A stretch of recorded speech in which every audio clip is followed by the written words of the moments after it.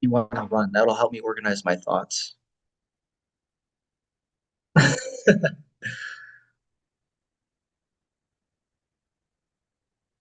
Hey everyone. Yeah, no, an hour and a half is fine. Yeah. Hold on, I forgot to put my mic on. Welcome everybody. This always happens. I have the host is sorry, the guest is speaking and I forget to turn because I always on my OBS I turn the mic down. 9 people. What the heck are you guys doing on Friday night? What does the matter with you people? Go get your friends.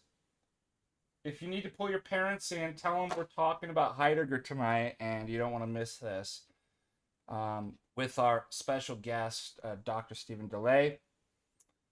And I'm just going to give you a shout out real quick. I had your bio up here. Dr. Stephen DeLay has a DPhil, and we're going to have to explain to everybody in the all the Yanks in the US what a DPhil. So in the UK, a PhD is a DPhil. Um, I don't know how that originally started, but obviously, well, it's kind of reversed, right? Like a lot of things over in um, Britain and Ireland, like the dates today would be 01/08/2005. In the States, it's uh, PhD, uh, right? Philosophy doctorate. In the UK, it's a doctor philosophy. So it's the same thing, anyways. From University Oxford, and Stephen also got his master's in philosophy at Rice University, and knows we have some common friends through Rice there, and then also Cal Poly San Luis Obispo BA double major philosophy and political science. He is published in numerous journals and books, does a lot of cool stuff, especially with film analysis. Um, but one of the reasons why I brought on Stephen tonight is, we cover a lot of philosophy, and I'm making a new series where I'm interviewing philosophy professors and uh, priests and theologians, and the name came the of course we philosophers like Greek names, and it came to be Anamnesis, um, which I think originally you find in Plato as recollection, but it's also in scripture too, and it's to a retrieval. And it's funny enough, this will come into obviously Heidegger too tonight, but a remembrance or retrieval, but not. I think there's a deeper sense of the word in which one discovers oneself and the meaning of what it means to be truly human in remembrance. And this is even very Orthodox too, right? Memory eternal, and we'll talk a lot about that. But I thought that would be a great name for the podcast and series.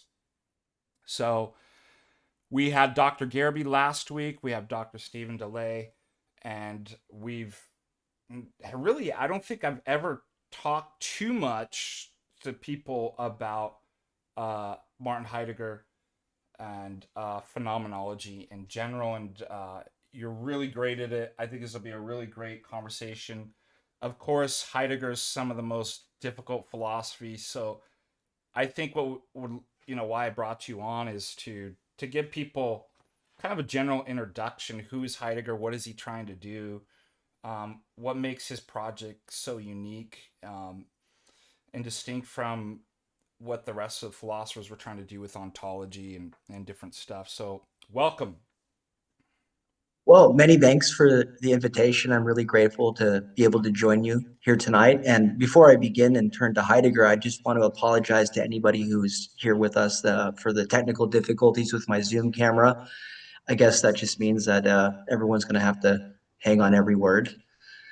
Um, Martin Heidegger, the first thing to say is that anyone who's the least bit familiar with philosophy will have at least heard of Heidegger's name. He's unavoidable at this point. He's certainly one of the most influential thinkers of the 20th century, not just in philosophy. And his work influenced people in psychoanalysis, psychology, history, hermeneutics, anthropology, and even theology.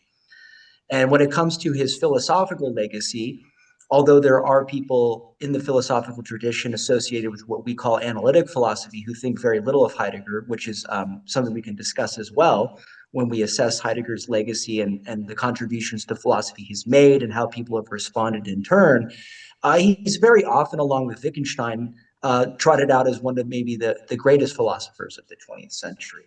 So he's received a lot of high praise from a wide number of thinkers, really ever since his publication of his magnum opus, Being in Time, in 1927.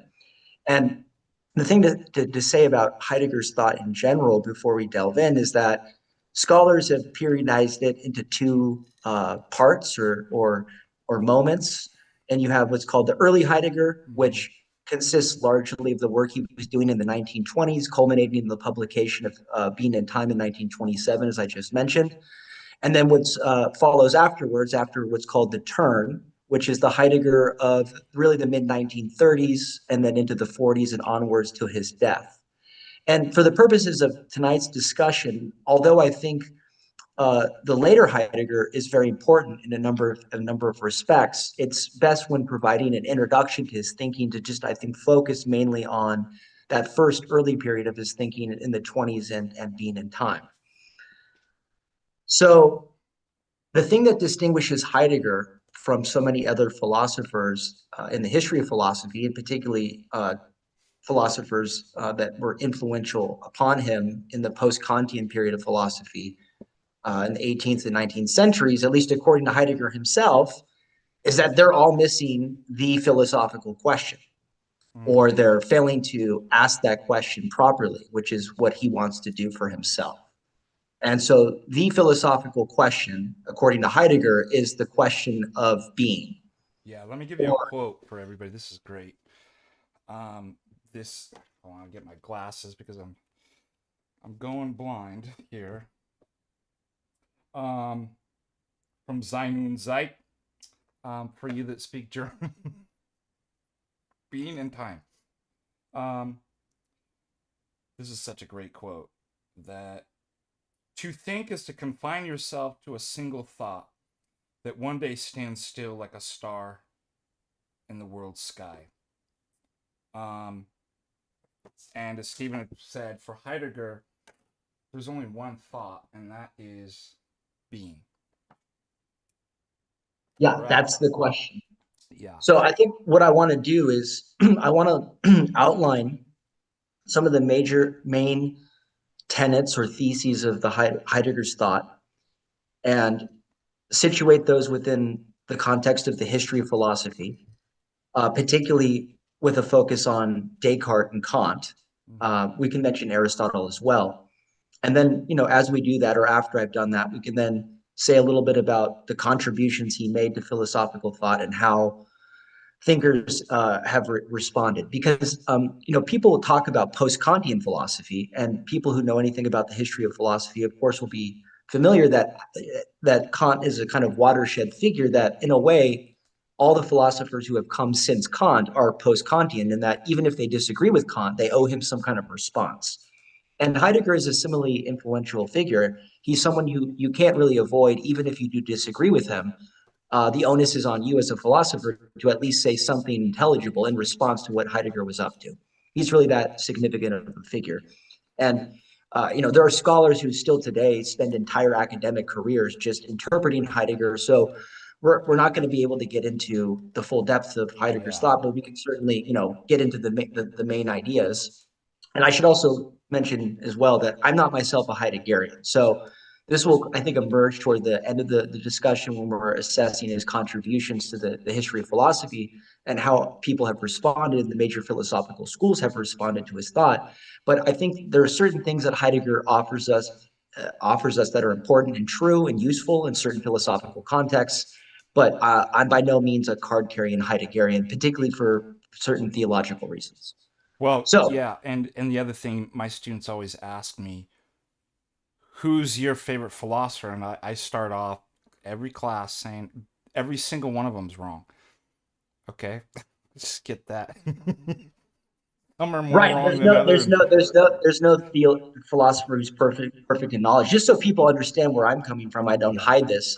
My favorite philosopher happens to be Kierkegaard, who is out yes, also an influence on Heidegger. yes, Uh, and I think I sent you. I'm gonna give a shout out to Dr. Mark Bernier, who had through Oxford published Kierkegaard on Hope, and I love. We'll bring him on too, and I'd love for us too to have.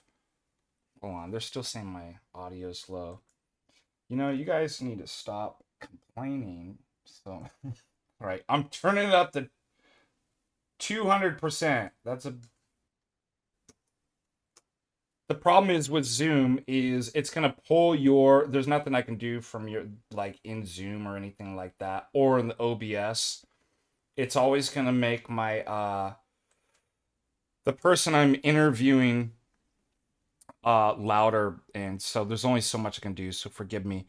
But yeah, out of all the philosophers, Kierkegaard's, I would say, and Dr. Mark Bernier says the same thing, the closest to orthodoxy, in terms of Western philosophical thinkers. So yeah, he's our guy.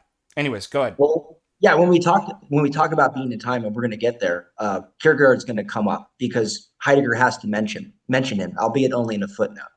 But so the fundamental question of philosophy, according to Heidegger, is the question of being. It's what he calls fundamental ontology, and by that he means inquiry into being. And so the main thesis of the Heideggerian philosophy is what he calls the ontological difference.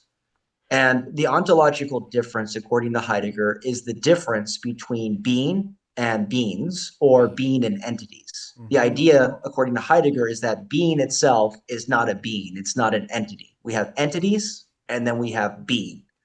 And And this is explain to also part. everybody that Heidegger sees that that's the fundamental mistake of philosophers, is that they were trying to understand being in terms of beings. And then I'm trying to remember being whom being's a question for. That's exactly how he starts being in time. Yes. I'm going to come there in just a second. That's exactly right. So yeah, what's going to emerge as we discuss this is that we're going to see that for Heidegger, the question of fundamental ontology, namely the question of being, or as he puts it in Being in Time, the question of the meaning of being, what he calls the Seinsfrage, that question is a question that's going to be raised through a preliminary inquiry into the question of the meaning of our being, what he calls Dasein, his Does. name for us. And so he thinks that it's in coming to terms and getting a handle on our own being, our own mode of being or way of being, which he calls existence, that we're going to get the philosophical question of being reawakened and begin to do fundamental ontology. And as you also said correctly, one of his criticisms of the history of philosophy, which he calls metaphysics, which he was intending to offer in Division 3 of Being and Time, a deconstruction of the history of metaphysics. He never got there. He only offers two divisions. Was this criticism that you mentioned, that in his opinion, all the philosophers of Western metaphysics, including the great ones that he thinks the most of, like Aristotle and Plato, failed to question being as such on its own terms, but they rather always try to approach the question of being through beings. Beings, yeah. And this is going to be a problem for him. So the two historical examples, forerunners that are essential to what Heidegger's up to in Being and Time for the purposes of trying to reawaken the question of being and do fundamental ontology, are Kant and Descartes.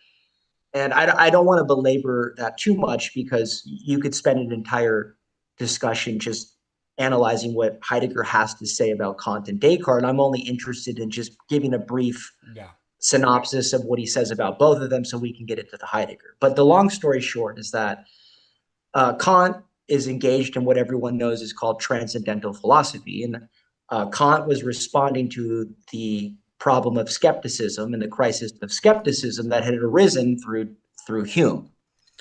And so the philosophers after the neo-scholastic period in the modern period started having concerns about, for example, whether or not we could know that an external world exists, or whether or how we can know that whether there are other minds, right? Mm-hmm.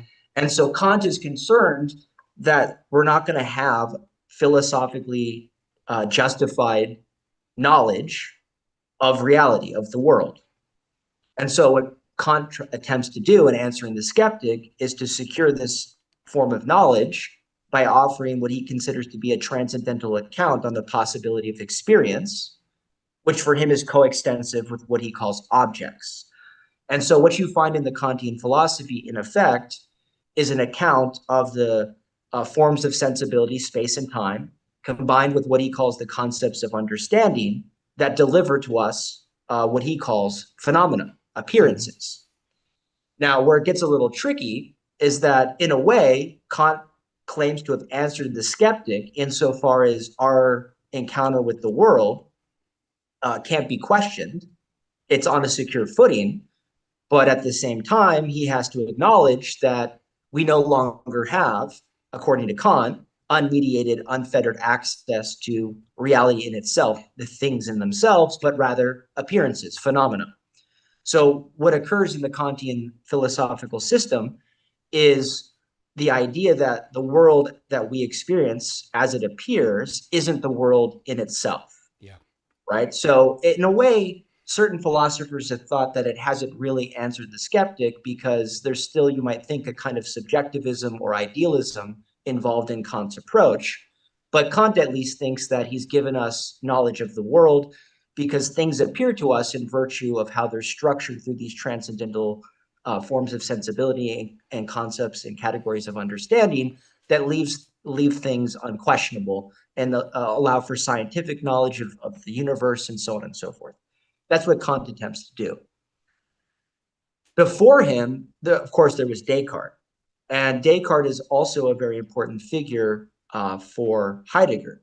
And the reason why Descartes matters is that, to go back to your point about philosophers having made the mistake, in Heidegger's estimation, of never raising the question of being properly, but instead of always trying to answer that question in terms of an inquiry into beings or entities instead, everyone who's ever read Descartes' Meditations knows that, influenced by the scholastics and Aristotle, Descartes offers us two substances.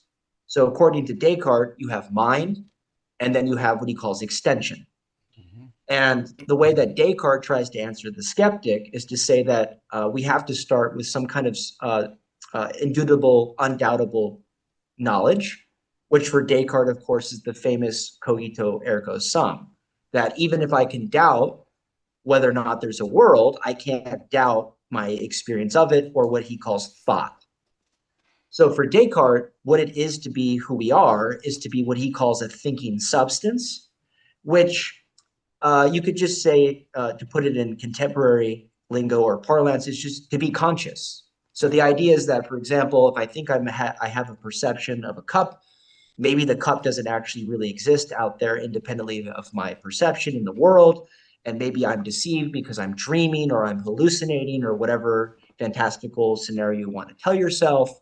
But I can't doubt the fact that I'm having a perception as of a cup, whether or not there's really a cup. And then he has similar things to say, of course, about all the other forms of conscious experience, whether that be imagination or memory or what have you.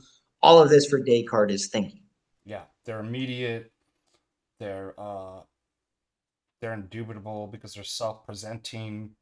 So it's either an appearance or it's not. If it's appearing and seeming a certain way, then that's exactly what it is.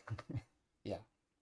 Now, for Descartes, what he's interested in, and Kant was also as well, but not quite to the extent that Descartes was, because Kant is more interested in the question, the theological question about knowledge of God. And one of the costs of the Kantian system is that in securing the kind of knowledge he does, experiential knowledge of appearances, he at the same time has to claim that the traditional metaphysical questions are now closed off to us. We can't have answers, can't know. So when it comes to immortality, freedom, and the nature of God, Kant says we can't know that these things are the case because they're not objects of our experience. They don't unveil themselves within the phenomenal world, but he thinks that we can have belief or hope that, for example, that we are immortal or that we are free or that God does exist. So one of the consequences of the Kantian critique of metaphysics is that, for example, you can't have theology anymore as it was understood at the time. Yeah. This is what Kant did. Now, Descartes was more interested in securing knowledge for the purposes of scientific inquiry. Heidegger is different than both Kant and Descartes because he's not interested in the epistemology per se for the purposes of human knowledge. He's interested, as we've been saying, in this question of being, and he thinks they're missing that. Yeah. So the way to get into being and time is to consider what Descartes had done and what the criticism Heidegger has of Cartesianism, a tradition that grew up out of Descartes with Malebranche and other figures, but also just primarily Descartes himself. So Heidegger says if you pay attention to what Descartes has in effect done, he talks about when he talks about the cogito ergo sum, he's talking about the cogito, but he never asks the question of the sum. In other words, he never asks the question of the motive being of the self, of the thinking substance. In fact, this is all he does. He just calls it a substance. Yeah. Right? And Heidegger's criticism is that that's an insufficient philosophical interrogation or analysis of what it is to be who we are, our mode of being. He thinks that we're not substances, we're something else. We're what he calls Dasein. Yeah. And he thinks that because Descartes hasn't got onto that question in the right way, namely the question of our mode of being, he's also not able to formulate this further question he's really interested in, which is the question of being. So what happens in Being and Time, in effect, as you had said, is that he wants to get us on the right track toward the question of the meaning of being by first getting right about what it means for us to be who we are. And this is where he introduces the idea of existence. So what Heidegger says is that in the Cartesian system, you have mind, you have um, that one substance, and then you have extension, which for Descartes is the geometrical, mathematical, physical extension of the world. And so in the Cartesian system, you have this problem of external world skepticism because, in principle, the mind is cut off from the world, right? And so Kant had also tried to demonstrate the existence of an external world. And Kant had said that one of the scandals of philosophy is that no philosopher had sufficiently or satisfactorily demonstrated the existence of other minds or the external world. Heidegger says, no, actually, the true scandal of philosophy is that for so long, philosophers have thought that they ought to have to do so, that it's necessary to do so. And what Heidegger says is that that question of the external world and external minds arises only if you have a bad understanding of the world and what it means to be in the world. And so this is why Heidegger introduces what he calls being in the world, which is his phrase for what it is to be Dasein, to be Yeah. us. And Dasein literally translated their being, which is really interesting. And you'll notice that Heidegger's really good at using these words.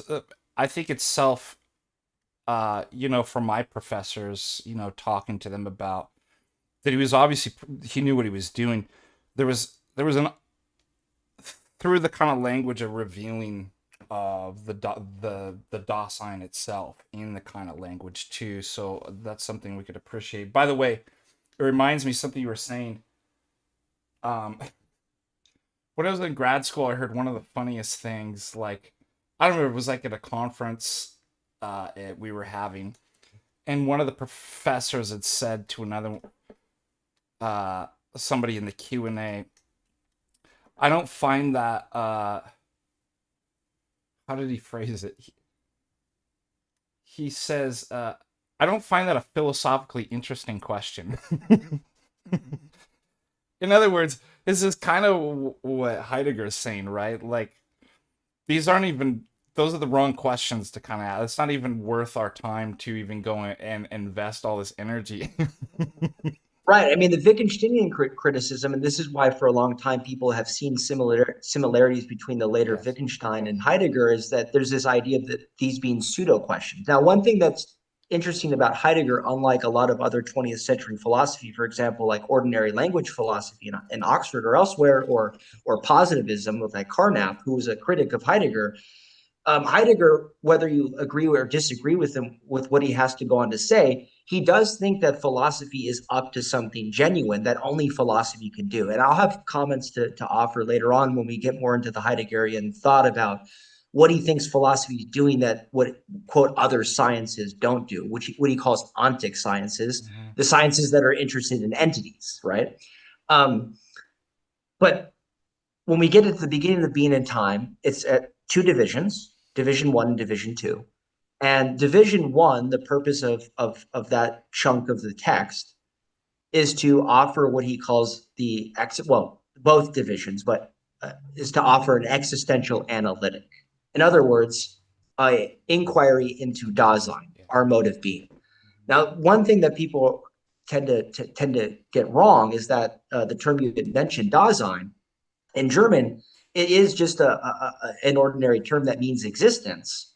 But by Dasein, Heidegger doesn't actually mean to denote our mode of being. He's talking about the entity that we are. So we are Dasein, like a human being, and then you could say a human being or Dasein has a particular kind of being or mode of being that makes it the entity it is. So Dasein is the name for the entity, and the mode of being of Dasein is what he calls existence, or he also calls care. Care. And so in division one of being in time, what he says is he's going to start an existential analytic, which is an interpretation of Dasein's mode of being. And the reason why he does this is he says that the thing that makes Dasein different from other entities is that Dasein is the entity whose very mode of being involves a pre-ontological understanding of being. And what he goes on to say from there is that what that means is that Dasein is the being whose mode of being is such that the very meaning of its own being is at issue Mm-hmm. or is at stake for it. It's the only being for whom its way of being involves a working out of what it means to be itself, right? So, unlike, for example, a chair that just is a chair or an atom that just is an atom, Dasein, he thinks, is different because part of what it is to be Dasein is, again, to have this mode of being, care, or existence, whereby the very meaning of what it means to be Dasein is at issue. And he thinks that it's that fact that we're beings for whom our own being is at issue or at stake that's going to explain how it is we have access to other beings or a world, or how there can be a world. In other words, how we can be in a space of intelligibility or meaningfulness and have an encounter with entities as such. And once he's opened up this question of what the world is and what being in the world is, and how Dasein's mode of being involves an understanding of beings, of entities, he thinks from there, once we have a handle on that, we'll then be in a position to philosophically reawaken this question of fundamental ontology, the question of being. So, in other words, the entire two divisions of being and time, which doesn't include a third division that he wanted to write, but he didn't, is an exercise in what he calls the existential analytic, an analysis of Dasein with an eye toward awakening the question of being to be able to do fundamental ontology. So the first thing that Heidegger does when he tries to clarify what he means by the world is to explain that it's not what Descartes or Kant had meant. Mm-hmm. So when it comes to Descartes, again, Heidegger's not interested in extension or what the natural sciences call the world. He's not here to deny that we have scientific knowledge of the world understood as it is in the natural sciences. But what he means to say is that's not what we first encounter. That's not the world as we encounter it. And he doesn't mean to introduce any kind of notion of subjectivity or idealism. He thinks that it's real, right? So what he says is that being in the world is a matter of spatiality, but it's not the space that we know when we theoretically deliberate or reflect upon the cosmos scientifically. First of all, you're in a room like right now on a couch listening to this, or you're in a car, or you're wherever you happen to be. And that kind of spatiality, that kind of being in the world is different than the kind of description that the sciences would offer if they were to describe you in your relation to other objects in pure physical extension. So the kind of inness of being in the world that Heidegger is trying to attune us to, first of all, is an existential sense of involvement or being occupied with things. So the term that Heidegger has for this kind of involvement of being in the world is what he calls circumspection or comportment. And what Heidegger thinks is that as a matter of what he calls average everydayness, Yeah. We are handling things in this mode of skillful coping where it's a form of know-how. It's not propositional, rational, deliberative action. It's this sort of way of just knowing one's way around one's surroundings without even having to consciously or self-consciously think and deliberate about it. So for example, if a thought were to come to your mind right now and you wanted to grab a certain book because a passage came into your mind, you would just spin around and know where to grab it on the shelf without thinking, and you would just grab it. Or if you're sitting on the couch right now and your wife comes in and asks you for the television remote, you won't have to think twice. Your hand will just reach for it and grab it, and you'll hand it to her.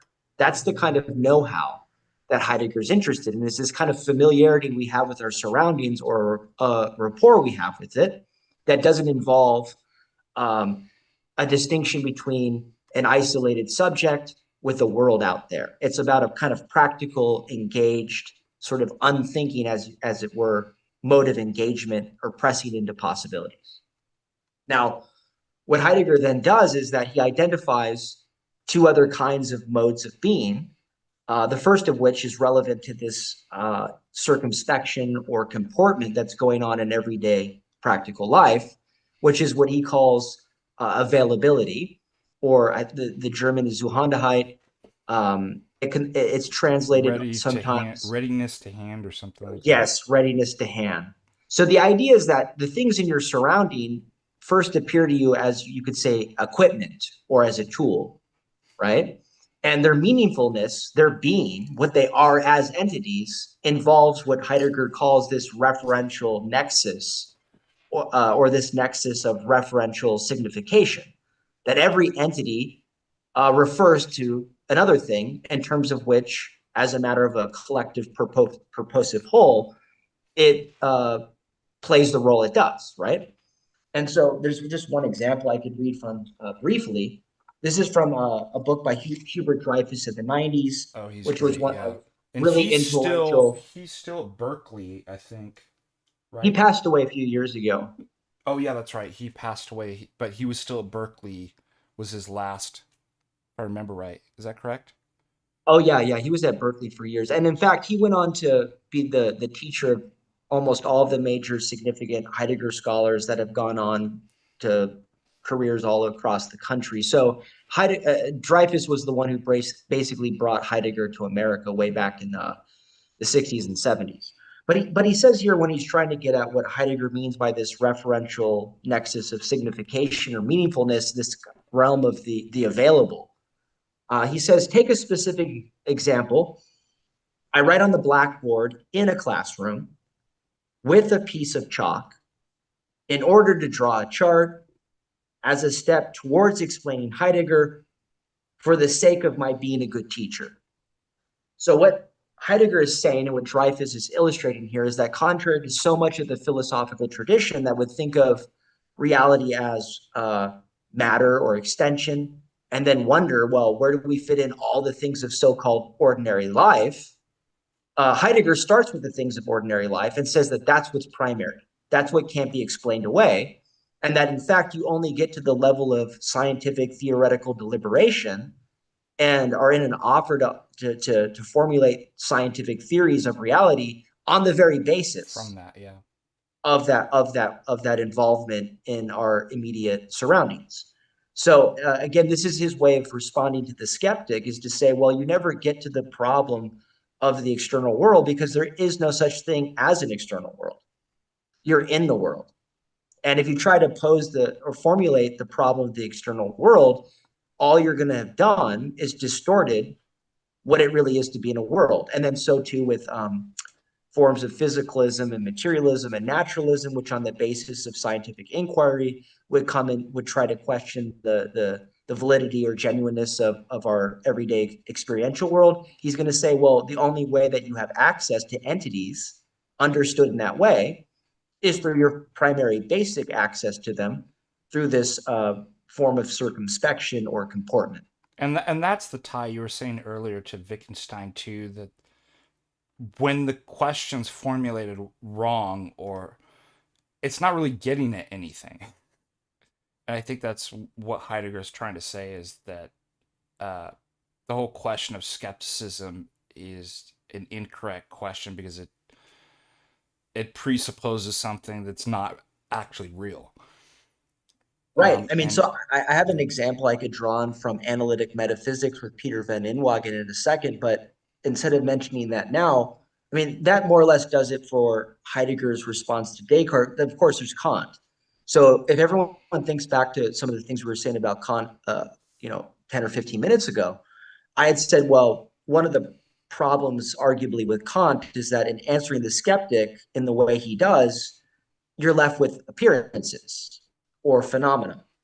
And there again, Heidegger is going to disagree with Kant because, of course, the term phenomenology means the study or the theory of the phenomena, appearances. But Heidegger opens up being and time by saying that by appearances, he doesn't mean what Kant or even the skeptic means. He doesn't mean, in other words, mere appearances, as if there's something behind them that we can't have access to. He wants to say that reality appears, or what it is to be real is to appear. And so the phenomena, the appearances, are reality. Like that's as good as it gets. Not in a skeptical sense that, well, we wish we had more, but we don't, or maybe in principle we know that there could be something beyond it, but we can't access it. This is what distinguishes Heidegger's phenomenology from Kant and others as well, is that he thinks that the world that we're in is the world, the one and only world, and there's nothing behind it. Of course, that raises questions for theology, but we can get there later. Now, if everyone is a big deal, Heidegger's fixed because all he really did was try to argue that when I walk into a room, I can sit on my chair and open a door and close the window. Of course, I know that. I mean, one thing to say is, well, philosophers have wasted and spent a lot of time on questioning whether or not we can really do that. So if Heidegger's right, then we just saved ourselves a wasted time by no longer worrying about those kinds of questions. And of course, it's important to keep in mind that Heidegger wants to get to something a little bit beyond the idea that, like, well, I know how to drive my car or sit in my chair. He's after, first of all, a question about who we are or what we are.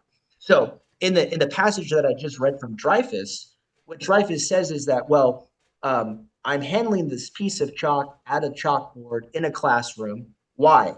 For the sake of my being a good teacher. So that's the key component, because what Heidegger wants to say is that, again, when I had said that Dasein's mode of being is existence, right? In other words, Dasein's mode of being isn't an available entity. It's not a tool, right? It's not a chair. It's not a hammer. It's not a car. It's different. It's not an object. We're not objects, right? Of course, the sciences can study us as objects, but Heidegger's point is that, first of all, we're Dasein. And our mode of being is different than that of available entities, but it's also, of course, different than the entities of the sciences, which Heidegger calls occurrent entities, entities of theoretical deliberation. So then what is Dasein? What is Dasein? Well, Dasein, as he had said, is the being for whom its very being is at stake. Go back to the Dreyfus example, then the idea is that in average everydayness in the world, you are always operating in light of a particular possibility to be who you are, a teacher or a carpenter or an artist or whatever it may be. You can take any example, any meaningful thing that you can do as a human being involves this for the sake of which, right? Now, where Heidegger complicates the issue is at the end of Division 1, because he says, well, I've offered you at the beginning of this existential analytic an account of two modes of being of entities, available entities, occurrent entities. I've given you a description of the structure of the world, of worldhood, of involvement. I've said a little bit about being in the world in that regard, insofar as we comport ourselves towards available entities. And I've also distinguished available entities from occurrent entities. But what about Dasein? Well, I've said that Dasein handles entities, comports itself towards entities through a for the sake of which. But what's going on there? And then this is where we get into Division 2, because what Heidegger says, in effect, is that there's a very specific, particular kind of experience that he says that we at Dasein are subject to, that can happen to us, that reveals the fact that there is no for the sake of which, no possibility that we can press into in terms of which we understand who we are and what it is we're doing, that satisfactorily answers the question of who we really are. And this is why the existentialists grabbed onto Heidegger as well. So Heidegger thinks that in the experience of what he calls anxiety, you have what he calls a world breakdown. So ordinarily, if you're sitting in your office and you're in the midst of things and you're comporting yourself to whatever it is you're doing, writing a paper, grading the student's assignment or whatever, and imagine the phone rings, ordinarily you'll just reach over, grab the phone, and say hello. But let's say this mood of anxiety overtakes you. What might happen is that when the phone rings, is that the phone is ringing, a phone is a phone, and at the point of someone calling you is, and so on and so forth. But you might be struck by the fact there's nothing about what you're doing in terms of the for the sake of which that's governing what you were doing at that moment, grading a paper or whatever, that actually defines you as such, independently of you doing that, right? And so there's a kind of commitment that's involved on your part to take up these possibilities and interact with beings in the way you are, that depends on you caring about these things and these things mattering to you. And if that mattering or that caring is disabled or goes away, then what are you left with? And Heidegger thinks this is when you're left with just this encounter with the fact that everything is contingent, and in a way, none of what you're doing ordinarily in average everydayness actually definitively and uniquely defines you. And so the way that Dreyfus puts it is to say that he thinks in anxiety and Heideggerian breakdown, you come to a realization that you're a self-interpreting being, that you have no actual essence or being apart from what you become in virtue of having been put into these possibilities that you've been pressed into. Yeah. Let me read a Kind of quote too. Heideggerian This is a analysis of good anxiety. quote from, if you're familiar with McMullen, I just made a couple notes here. To be a self is to be defined by care-laden openness to the world. That's a really good. And I think that was from talking about anxiety too, in the role of care too. But there's still that, and like you said, that's why the existentialists latch onto that too. That the possibility and the openness to the world. Anyways, I just thought I'd throw that in there because it's a good quote, and I'll just occasionally do that, add on to stuff that you're saying. Go ahead, forgive me. Yeah, no, so you're right about this idea of care, is this idea about being burdened by something, that something occupies you, has your attention, concerns you, right? That you're concerned with entity, you're concerned what it is doing. And it's in light or in virtue of things mattering that you're up to what you're up to. But what happens when that comes to a pause? What are you left with then, right? This is what Heidegger is interested in division two, is giving this deeper account of these existential structures of Dasein that have explained how it is that we're go about our business in circumspection and average everydayness and navigate our surroundings. How is that? And Heidegger's answer is that we're being beings towards death. Yeah. So division two, what Heidegger says, now what I should say is that in division one, Heidegger had said that Dasein's mode of being existence is structured in this tripartite, what he calls equiprimordial structure. And so you think at work at any encounter with entities, available entities, is this for the sake of which, and he thinks that that is structured in terms of what he calls understanding, affectivity, and discourse. And sometimes these are translated differently. So, for example, affectivity was translated by John Hoagland as so findingness. You can think of it as like your mood, right? The way things are showing up to you. So when you're irritable, things encounter you in an irritable way. If you're happy, things, it's all sunshine, right? So there's this kind of background tenor to our existence that you could call so findingness or affectivity that's part of everything you're doing. And then there's the understanding, which for Heidegger isn't like a matter of conceptuality, because of course we're talking about this more primordial level of intelligibility or meaningfulness that is at the level of a know-how. It's a practicality. But nevertheless, even at that very primitive level of engagement with the world, things are showing up as what they are, right? A chair shows up as a chair. A lectern shows up as a lectern. A car shows up as a car.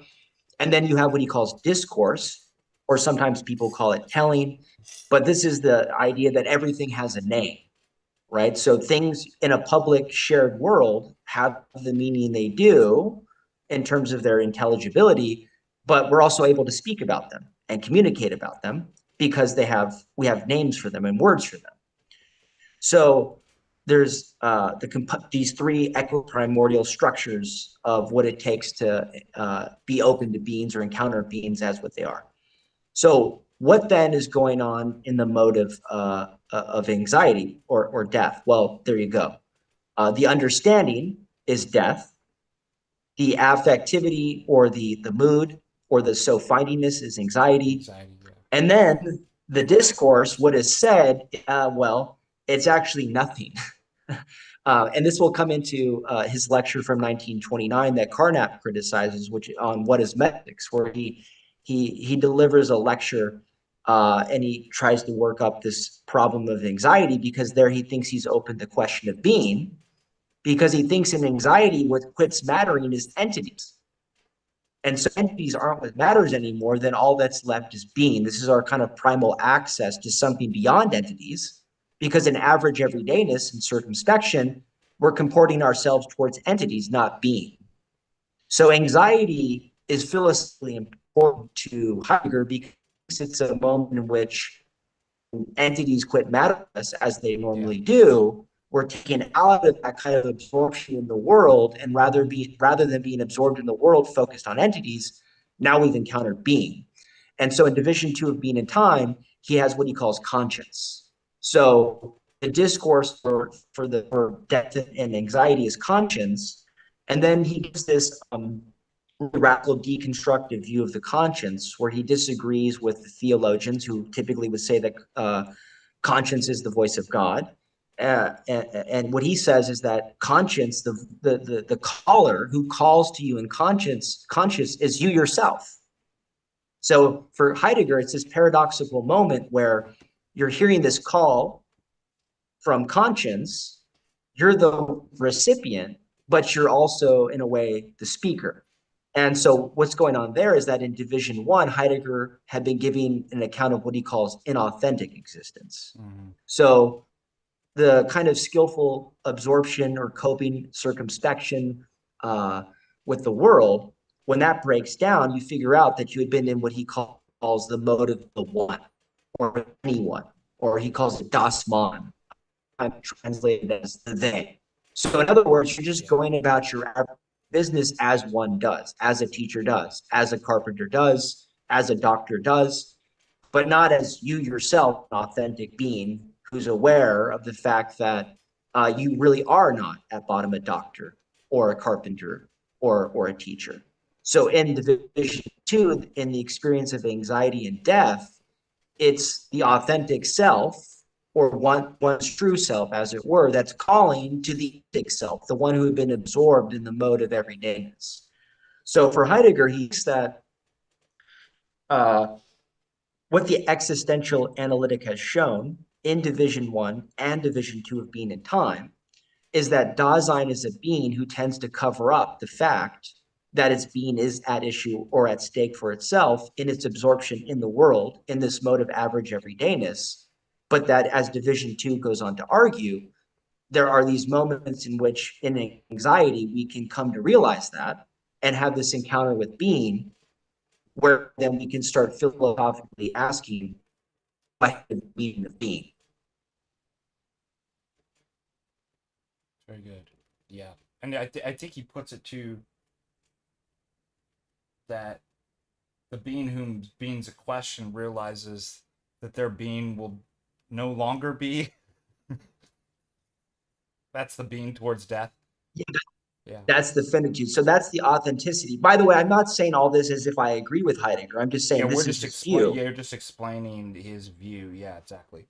So So then, do so then what happens is authenticity becomes this pressing into one's possibilities with this kind of awareness that they're contingent or arbitrary, or that there's nothing about them that ever in principle can fully answer the question of what it means to be who you are, because what it means to be who you are is always at stake. It's never settled, yeah, is another way to put it, right? And like Sartre picks up on this. And even though Heidegger always rejected the label of being an existentialist, and he disagreed with Sartre. Sartre, when he writes Being and Nothingness in 1943, is very influenced by Heidegger. And so, like when Sartre offers his account of what he calls bad faith, he thinks he's offering sort of just a better account of what Heidegger had called inauthenticity. And so there, in Being and Nothingness, what Sartre says, he gives the really famous example of the waiter, and he says, well, the waiter is a waiter in the mode of not being a waiter. In other words, the waiter in everyday life treats others and himself as if he just is a waiter, but he's a waiter in the mode of not being a waiter. Unlike, for example, a cup. A cup is just a cup, but a waiter is not just a waiter, because being a waiter is something you have to do, and even when you're doing it, it doesn't fully define you because, well, first of all, you're other things, but you don't even have to be a waiter, right? You could just quit your job. You don't have to be a waiter, right? You're not consigned to being a waiter by as a matter of necessity or essence. It's something you choose to do. It's a possibility. yeah, And there again, according to Sartre at least, um, there's no final, ultimate, one right answer to who you are because all there are possibilities. possibly. Yeah, yeah, very good. Okay. Um, hope everybody's following. This it's a lot to take in, but like you're doing an excellent. Like this is amazing. It's everything from grad school is coming back too. So, this is really great. So feel Well, is free there to keep anything I going. said that you want to actually clarify, or do you want to keep moving No, on? let's keep plowing through. We haven't taught, and I imagine you're anticipating too um that Dasein and covering one's being, his connection to time, and that's really important too. And I'm sure you're going to talk about that, but uh, Yeah, let me say you're right, because the book is called Being in Time. yeah, So what Heidegger, in effect, at this period in the 1920s, thinks after this intense reading of Aristotle and others is that the meaning of being is time yes, in a certain respect. That you're never going to answer the question of the meaning of being without understanding time. And so then the question arises is that, well, what is time according to Heidegger? So here again, he's going to do what he's done before when it came to the What it's philosophical not. tradition's Yeah, handling of, let's say what it's not first. right. So, and by the way, that's kind of my point about Heidegger is that there's a lot of things that I disagree with. All I do think he's very useful as a phenomenologist in explaining what's wrong. A lot of the other philosophical schools that are out there in analytic philosophy, like the naturalism and the materialism, he's very good at showing why those accounts must be incorrect, even if you disagree with his own answer, right? I had mentioned, for example, Peter Van Inwagen in passing like 20 minutes ago when we were talking about existential spatiality or involvement being in the world, that spatiality and availability of entities practically being different than what science would say, right? For example, an analytic metaphysician like Peter Van Inwagen makes the view that, well, actually a chair is just what he would call atoms arranged chair-wise, right? So for someone like Van Inwagen, it's physics that tells us ultimately what is real. And so the best account of reality is going to be an account of what physics. So this domain of average everydayness, the domain of equipment, the domain of availability that Heidegger thinks is primary, someone like Van Inwagen is going to say, no, actually, when you think through it philosophically, you're going to understand you're not sitting on a chair, atoms arranged chair-wise, right? Now, the Heideggerian response to that you can help yourself to the idea that that particular entity in uh, uh, being distinguished from others is the thing it is arranged atom wise, because how do you even begin to know that that thing is arranged that atom wise way? How do you say that it's separable, right, or isolable from other things? Like, for example, if you're in the room, I mean, how many things are in the room? Depends how you're counting, right? Are you counting kinds of things, tokens of them, and so on and so forth? So Heidegger's saying that any kind of philosophical metaphysics that you're going to give, whereby you try to reduce everything to one kind of thing, won't work. Mm-hmm. Books, according to Heidegger, are just very different than atoms. And so you can't go all the books on your shelf and say, well, you just have a collection of books arranged. What a book is, that's not what a bookshelf is, right? That's the practical encounter you have with those things is primary, and it's only on the basis of those things that you can begin to offer a natural scientific description of them. So that, I mean, that's one thing that I think Heidegger is very good on. When it Yeah. comes to time, he's going to do it a very So similar thing. I was just gonna So he's going to say, yeah, say, his his similar critique is there's something more primordial. I think is what he's gonna use, right? exactly. So if you think back to Descartes, he had said Descartes never properly formulated the question of the being of the cookie dough. He never asked himself properly what it is to be a thinking substance. He just left it there in terms of substance and thinking. Um, the way to explain this a little bit better, again, with an eye toward the idea of temporality, is to think about Edmund Husserl. Um, because Husserl was Heidegger's teacher, and in many ways, Husserl himself was the founder of phenomenology. And for a long period, Husserl had extraordinarily high hopes for Heidegger and saw Heidegger as a protege. He said somewhere in a letter to someone like, that's Heidegger now, right? So Heidegger for a time was Husserl's favorite student. And actually, of all things, it was going to be Heidegger who Husserl was going to delegate the task of doing a phenomenology of religion. Because Heidegger was also, for a time before becoming an atheist, first a Catholic and then a Protestant. But he was always interested in Christian theology.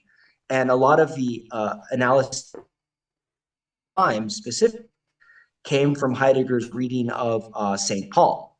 Mm. So when it comes to Husserl, Husserl was interested in this problem of intentionality, which the way that analytic philosophy of mind put it is that all conscious experience has an object. Every experience is about About something or something. of something. And so that's a different way of thinking about what Descartes meant by thinking is conscious experience, right? Mm-hmm. Now, the criticism that Heidegger makes of Husserl is that in Husserl's formulation of the problem of intentionality, Husserl will offer us descriptions of all these different modes of intentionality. So perception, fantasy, imagination, recollection, whatever it may be. But he never asks the mode of the being who is conscious, what Descartes had called the thinking substance, right? And so Husserl had offered in the early period of the 20th century, like around 1905 or so, lectures on what he calls internal time consciousness. So this is going to go to your point about Heidegger being interested in a more primordial time. So according to Husserl, conscious experience is itself temporal. And so what Husserl thinks that every conscious experience has what he calls a horizontal structure. And so he thinks that you have what's called a retention, and then there's what he calls a protension, and then there's called like the living moment. And so one of Husserl's favorite examples is a melody, right? Yes. So a melody consists of notes, and he thinks that in order to consciously hear and appreciate a melody, there's a sense in which, as each note elapses, you have this awareness of these notes, and also what you would call an expectation or an openness, or what he calls a potential notes to come. And it's in this conscious synthesis of time, reality of retention, protension, that you're able to hear a melody or in just a sentence. So as I'm speaking right now, you have a retention of the experience of what I was 3 years ago. And right now you're hearing immediately the word you're hearing, and which includes that retention of the previous conscious experience, but also have a protension of the words to come so that you can hear the sentence, which involves a recollection of what I've just been saying with an anticipation of what I'm about to. And so this is the horizontal temporal structure of consciousness, according to Husserl, is what he calls inner time consciousness, right? Hold on just a On second. this view, 1 second. You guys in the chat are.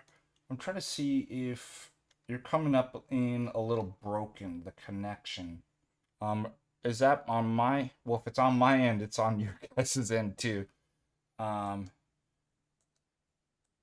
don't know if it's the internet or you're staying in one place, so there's not much we can do about it. Anyways, go ahead. Forgive me. so if we think about the melody or the sentence, he is, and it goes for all kinds of experience, right? Like if you're going to stand and leave the room, you have an expectation it's going to happen when you open the door, right?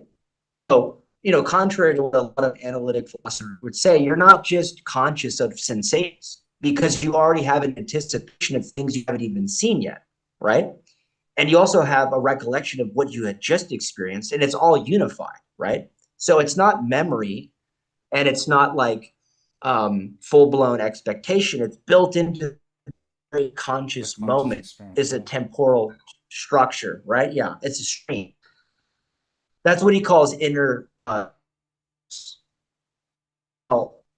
That is very different than the time of science, of objective time, when we're talking about years and months and so on and forth, what Heidegger calls datable time. Right? So contrary to what a lot of philosophers would say, which is that time really is objective and your experience of time is just, quote, merely subjective, again, Heidegger wants to argue that no, experiential time is the most primordial foundational time. And it's, in the sense, the realist of times. Where he differs with Husserl is that Heidegger thinks Husserl's account of inner time consciousness still doesn't get existential time quite right. And this has to go back, this goes back again to Heidegger's point about care, what he calls throne projection. Throatedness, yeah. There's, yeah, so Heidegger thinks that experience of the world is temporal because to be engaged in any kind of possibility for the sake of which involves you pressing into a possibility, right?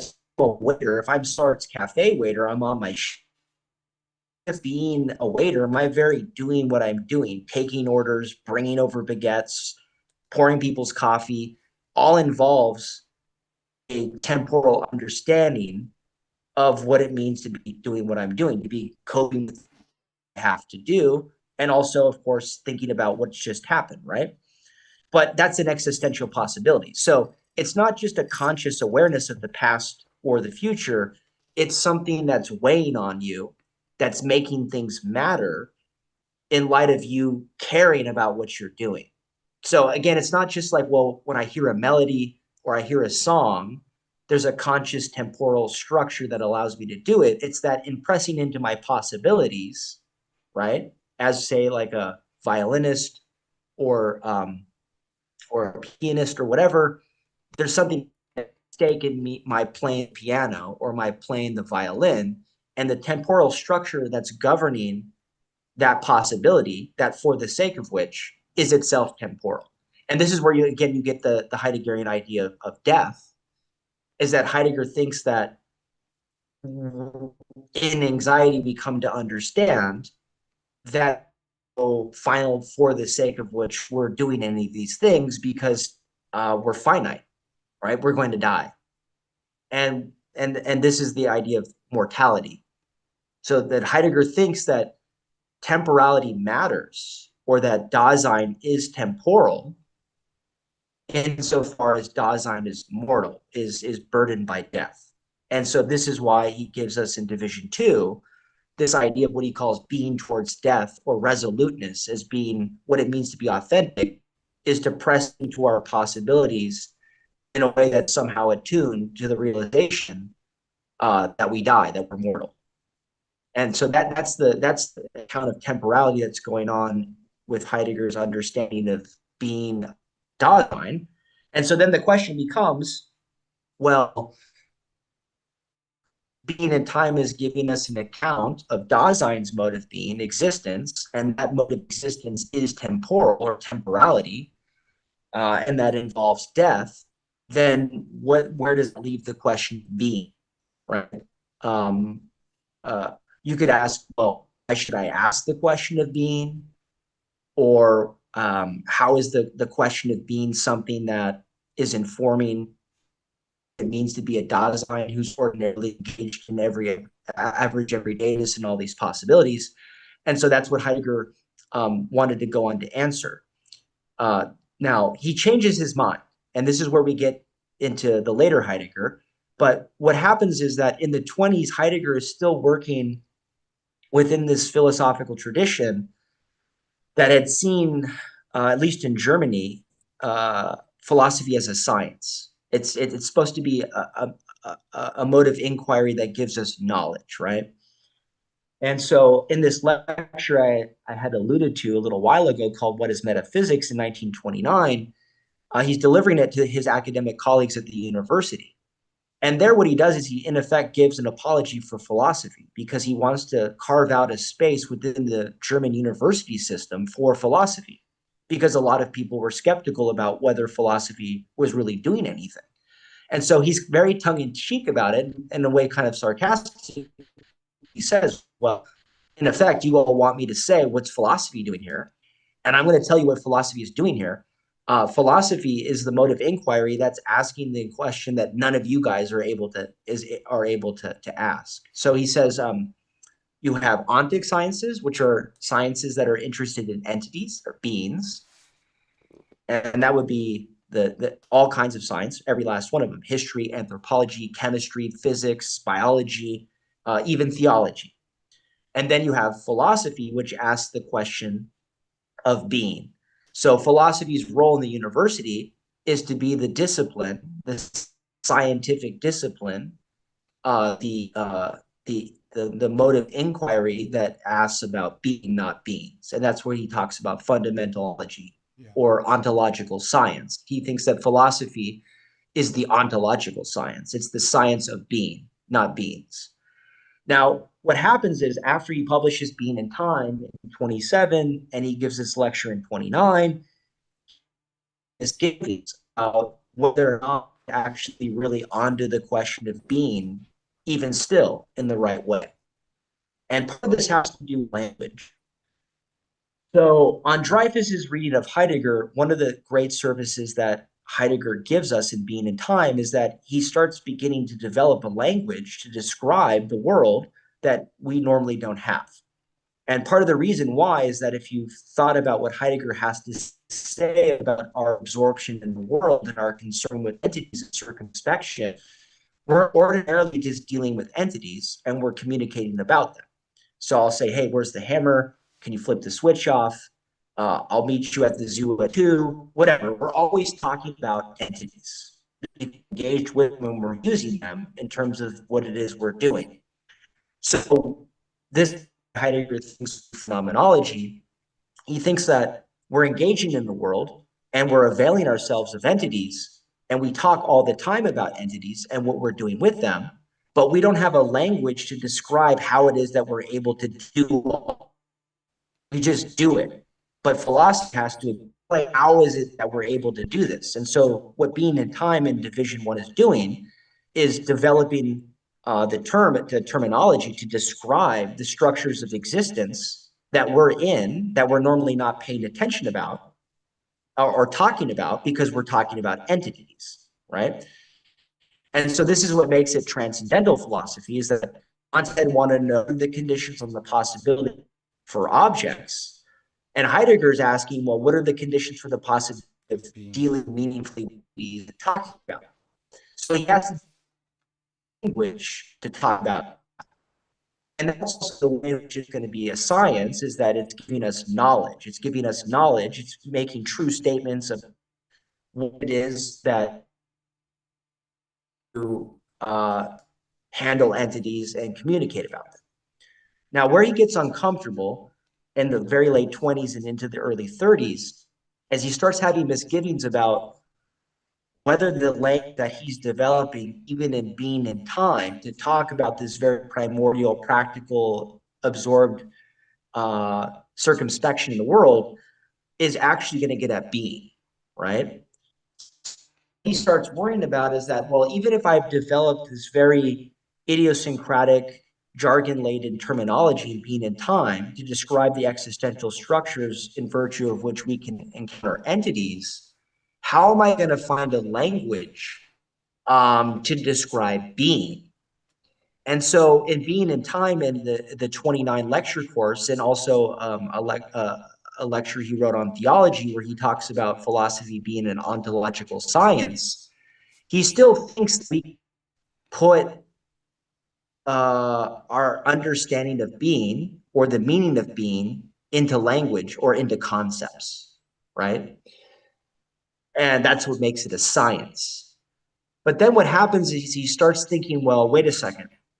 If you think back to Aristotle, for example, one of the senses of being is that being is said in many ways, that we have predication.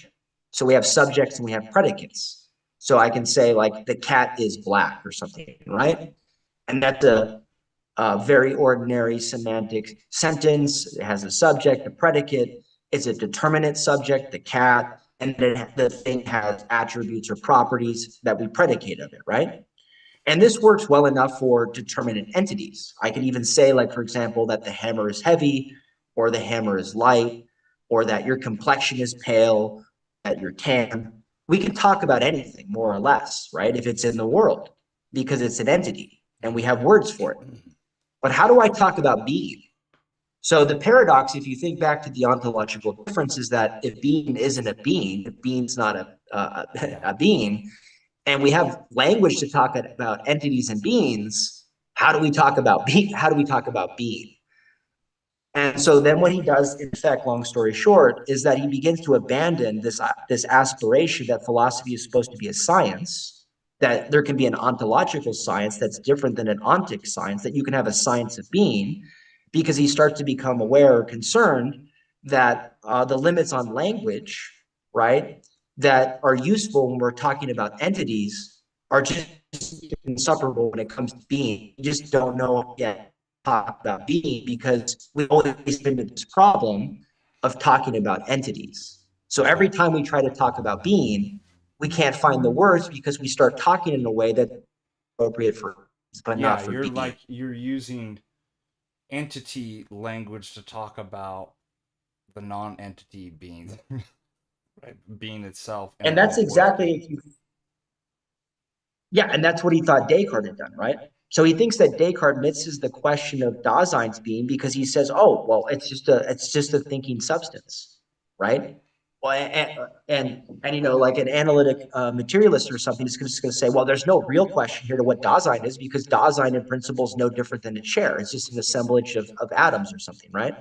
So Heidegger thinks he's developed a language to at least talk about us in the right way and to talk about how it is that we can encounter entities and make sense of how we deal with entities and talk about them. But how do you develop a conceptual language to talk about being? That's the problem, right? And this has to do also with his criticism of what he calls ontotheology, right? So ontotheology is a criticism of form of theology, partly because Heidegger thinks that theology is an ontic science. He doesn't, so he thinks that God is an entity, is a Yeah. being. He thinks philosophy is independent of theology, right? And this was radical at the time of the 20s because he had theologians who were interested in what he was doing in Being in Time, like Boltzmann and others. But then they go, "Whoa, hold on a second here, Yeah. buddy, because now how are we going to do theology? And Because this whole remember, Heidegger, he went to Freiburg. He was in seminary for a while, and so, and you mentioned an important name, Rudolf Boltzmann, for the audience too. Um, People that were kind of excited about and interacting with Heidegger that later kind of, yeah, like you said, uh-oh. Yeah, I mean, Heidegger was always enigmatic for this reason, right? Like he gives people a lot of what they want, but then he takes it in a direction that they end up just fundamentally disagreeing with. And this was true of the theologians, right? Including Boltzmann and many others as well. Um, and yeah, the trouble with theology or for theology, if you go with Heidegger, is that if you remember with Kant, you can't really do theology as it was traditionally understood because according to Kant, we don't have an experience of God. Mm-hmm. Because for Kant, rather, experience is limited to objects, and God is not an object in the way that Kant understands it. So you can't do theology anymore, right? And Heidegger, he's not a Kantian in that regard, as I had said. He doesn't think that there's a noumenal world. He thinks there's just this world. But then again, well, where's the room for revelation? And even if you think that there's room for revelation, as the Christianity understands it in the Heideggerian philosophy, you're still going to have to navigate this difficulty where he still wants to, in a way, privilege philosophy as in a way superior to theology because again of this distinction, the ontological difference between being and beings. So in the Heideggerian philosophy, God, even if he is the highest or supreme being, is still just a being. It's not being. So the problem of being for Heidegger still remains open even if you try to appeal to theology. um, so that's his criticism of what he calls ontotheology, which he thinks is basically thinking being in terms of beings, both in terms of what they all have in common, right, as an essence, which in Descartes is substance, right? So, excuse me, Descartes' answer to the question of what beings are, their being is that they're substances, right?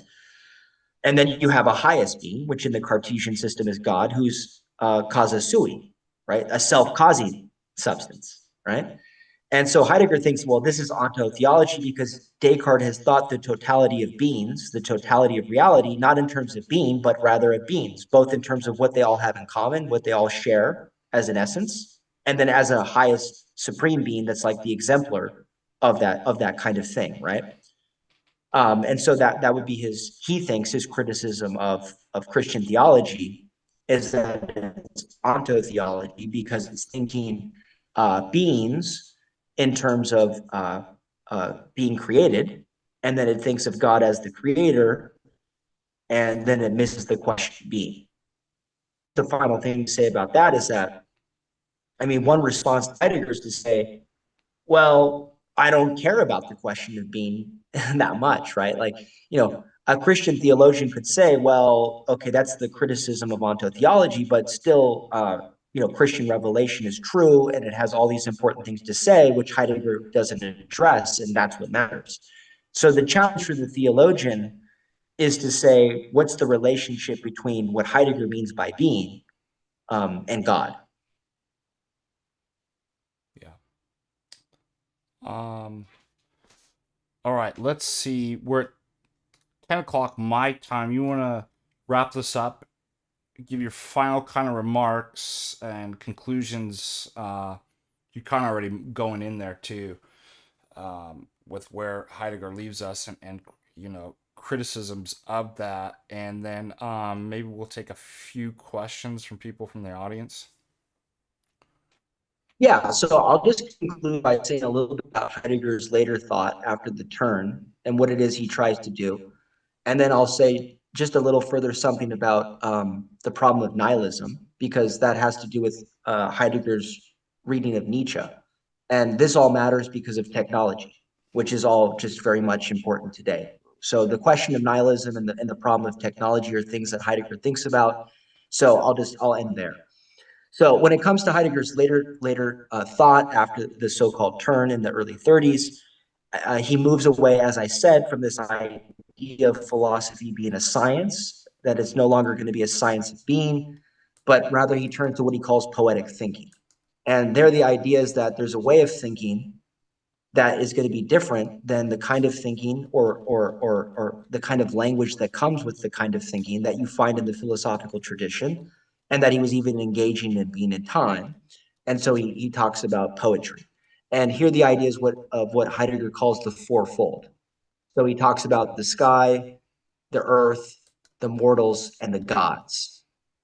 And here, what Heidegger's trying to do, in effect, is what like a famous Catholic philosopher Charles Taylor has done with what he calls re-enchanting the world, right? And you find this like in romantic poetry and in other aspects of the tradition.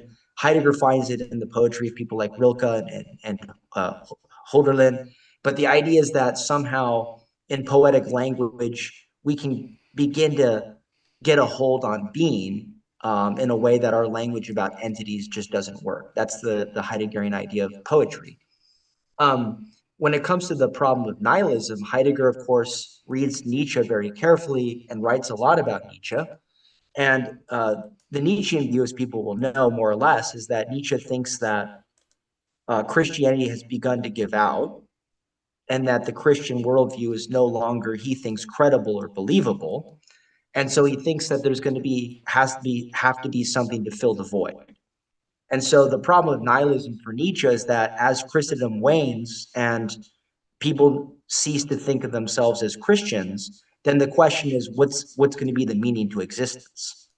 And so then this is where you get the Nietzschean idea of the will to power and the transvaluation of values, that somehow we're going to affirm life and come to form some kind of new social arrangement whereby we've moved into a post-Christian epoch where things still will have a meaning, but a new kind of meaning. Heidegger's response to Nietzsche is to, in effect, say that actually Nietzsche hasn't escaped nihilism or escaped metaphysics, but he's the last great metaphysician. In other words, he's the culmination of the very tradition that Nietzsche himself had thought he had escaped. So Heidegger thinks that actually he's doing what Nietzsche thought he was doing. And so Heidegger's criticism of Nietzsche is that the will to power is, in effect, the actual distillation or culmination of the very metaphysical tradition that Nietzsche thought he was going to help us escape from. And then this brings me to the final point, which is technology. So if Nietzsche is criticizing nihilism and he thinks he's opening this new horizon to something beyond it, and he's escaped what he calls metaphysics, and Heidegger thinks that Nietzsche hasn't, what does Nietzsche fail to escape? And Heidegger's answer to that question is, well, he's failed to escape technology or the technological era.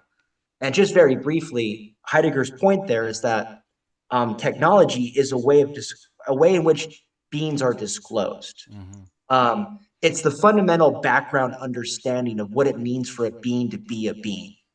And Heidegger thinks that there are historical epochs that have changed over time, and that the fundamental background understanding of a culture of what it means for a being to be can change. And we're now in the technological era. So, Yes. technology for Heidegger aren't technical devices. It's not your laptop or your phone or a plane. he thinks that those are all things that are emblematic of being in a technological era. And very briefly, technology, according to Heidegger, is a is a is a way of is a means of disclosure whereby everything shows up as mattering only insofar as it's a resource or can be put to maximal efficiency, right? So you can see Bestand this.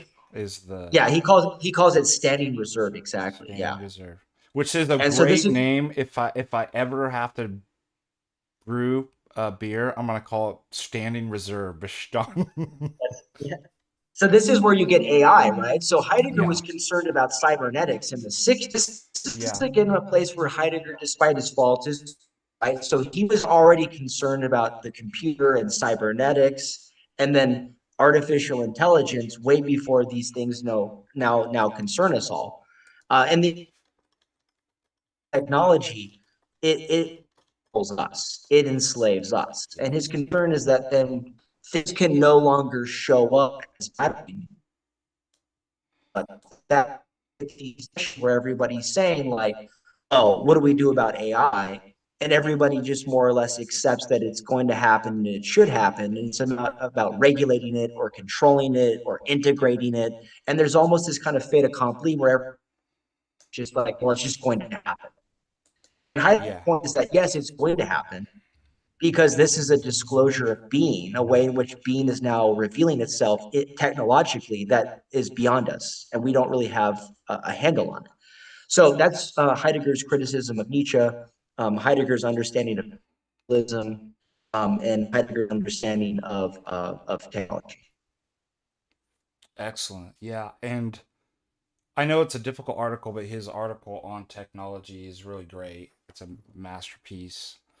Especially like you said, what's going on with AI and there's some real insights, and that's amazing. That when did he write that article on technology?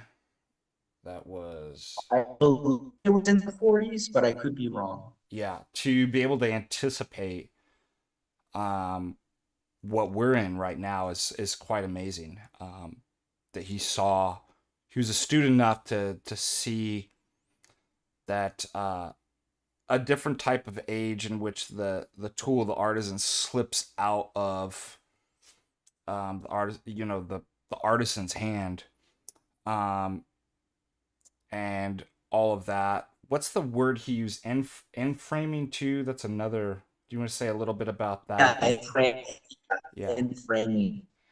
So that's what he means by standing reserved is that everything shows up only within a context where, in order to show up as intelligible or meaningful or valuable, it's to the extent that it can be put to maximal efficiency. Yeah. And so, framing is this term he has for that process that happened, whereby things are now showing up to us only in that way. Hmm. Very good. All right, The guys. final thing about the Yeah. technology Hmm. Go ahead. I was going to say the final thing about technology, and this is my ultimate criticism of here for anybody who's interested in it. And I was kind of dancing around it when I was talking about his criticism of theology. But Heidegger is very good about saying that we need to do a better job philosophically of figuring out what it means to be a human being, right?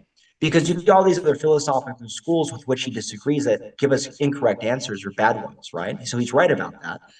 And he's also right about the danger he sees in technology, which one way of putting it is that we're losing our humanity, right? He's also correct about that. Hmm. But I think where Heidegger fails is that because he's not a Christian, he doesn't really have an answer then to what man is, right? What happens when you read Heidegger, just a bunch of concerns about how things are getting worse and maybe to an extent why, but we're inclined to say, well, what's the solution? Now, Heidegger thinks that the fact that we always see problems and want solutions is part of what technology is doing to us. But as far as a matter of meaningfulness in responding to nihilism, Heidegger doesn't really have an answer because he's rejected the imago Dei. Yeah. So again, to go just very briefly back to being in time, his idea that Dasein is a being for whom its being is at stake or at issue for it, whereby there's no right answer to who you are because there is no answer, you're fundamentally unsettled, means that he doesn't have an answer to who man is because he's rejected God. right? Yep. Yeah. And so I think that's the ultimate flaw of the Heideggerian philosophy is that um, because Heidegger is an atheist and doesn't see man as having a nature rooted in the imago Dei, he can see a lot of what's wrong in other philosophical systems and correct that to an extent. And he can also diagnose the problems we're facing, again, very often presently, decades ahead. But there's not going to be a Heideggerian response to those problems because he doesn't have the understanding of what it means to be man in light of Christ. Yeah. And as an Orthodox Christian, that's an important way to kind of view philosophers is that, like I'd started this off, they're all wrong, but they're right about certain stuff. They're right to, and that's what's really important to study the history of philosophy is that, not only do they raise correct questions, their critiques of other systems and thought, like, are correct. That doesn't make you a Cartesian or a Kantian, or it's to be able to think clearly and critically about the issues at hand and be like, yeah, he was right about that aspect. Um, but he's not a savior. Um, and our fundamental kind of mode of being who we are is to to recognize that um, the image of the true image of man is not to be found in these, but is to be found in God. So of course we're never going to expect any of these to provide an answer to these, but it doesn't mean that we can't appreciate the critiques that somebody like Heidegger or somebody else has, because they're legitimate critiques, and good questions to think about. Also, I would say too, it's strange because my my philosophical education background is kind of interesting because I was trained in my undergraduate with the great books and the classics and stuff like that, a lot of Aristotle, um, and then I had a I had a friend who actually I just did one of his streams, and if you remember, Pope John Paul was like the phenomenologist pope, right? Like Roman Catholic was like, oh, he's the Pope of phenomenology, you see. And so in, let's see, the early 2000s, like I was graduated in, what was it, 2023 from undergrad. In Roman Catholic circles, that became really popular, like phenomenology. I didn't get any phenomenology in I mean, we had, as close as we got was we read Husserl, and so I was actually interested. I'm like, well, my buddy was like, hey, let's go study phenomenology at one of the best schools for, and at the time it was University College Dublin was a hotbed for. It still is. It's got Mm-hmm. you've got Dermot Moran, and I know that I think you're working with somebody right now with the publication out of Dublin. Is that correct? So the Yeah, the guy that's going to translate one of my books is actually at UC Dublin. Yeah. Yeah, so it's a huge phenomenology school and so, but interesting enough, I mean, I obviously took these courses on Heidegger and phenomenology, and ended up uh, learning a lot of, taking a lot of other classes in analytic philosophy too. So I kind of appreciate the what I'd actually studied, because typically, in these schools they're kind of incommensurate. I mean, I remember we had a class with my buddy. He was writing on Heidegger, so he was, but we took a class on science, the philosophy of science and naturalism, and this guy was he was a classic, out of Oxford, analytic philosopher. And, in grad school, you have to, for those that don't know, you have to present you have sections, right? Like when you're doing readings and stuff, and you present like a lecture, and so he did one on Heidegger and technology and science and stuff like this. And you should have seen the professor was just like, it was a total different language. He's like, I don't even know what you're saying. And Yeah. anyways, you've probably seen this before, this experience where it's just like they don't even have the conceptual hardware or language to even understand what you're saying. So there is something valuable to be able to study all these kinds of streams of philosophy and kind of connect it. And what I would say, something that I did appreciate about phenomenology is the openness of language. It gives you a sort of language to deal with certain issues that obviously in analytic philosophy being so rigid, it's impossible to on certain things. And anyways, I just wanted to get your kind of thoughts on that because you obviously had Oh, this, yeah, you that's a study both. Yeah. yeah. I mean, I had a very similar. So just if everyone remembers at the outset of tonight's conversation, I had said I want to just try to outline some of the main tenets of the Heideggerian philosophy, situate those in relation to the history of philosophy, and then say something about the contribution that Heidegger's thought has made. And so that, yeah, that brings me to the third point. So when I started philosophy as an undergraduate, it was a very prototypical department that one would find in the United States, which is to say, you get all analytic philosophy and then a little and history philosophy, right? So you get, Descartes, Hume, the ancients, whatever, and then you fast forward to the 20th century with the analytic philosophy. And what the experience that I'd had in my history of philosophy classes and my analytic philosophy classes was that I always wanted to ask questions that the professor didn't understand. Like, why would I be asking that question? Because I always felt like there was something that was going on with the debate that was presupposing something that I didn't quite agree with, or it was offering answers to a debate where I felt like there was a different position that might be available aside from the ones that had been articulated. And so as I was starting to learn analytic philosophy and the history of philosophy, I was always just kind of dissatisfied with the questions they were asking, the problems they were asking, and the various positions that had been adopted.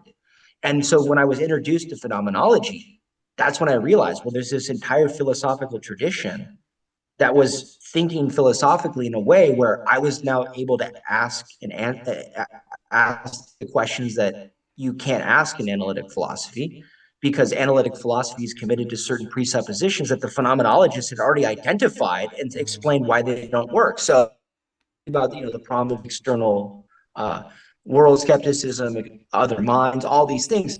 Phenomenology is predicated on the rejection of the kinds of things you have to presuppose to get those problems going. Yeah. But you could still do philosophy because you're not just getting rid of the problems, you're now doing something after you've figured out that those problems don't work or don't matter. So that was my introduction to phenomenology.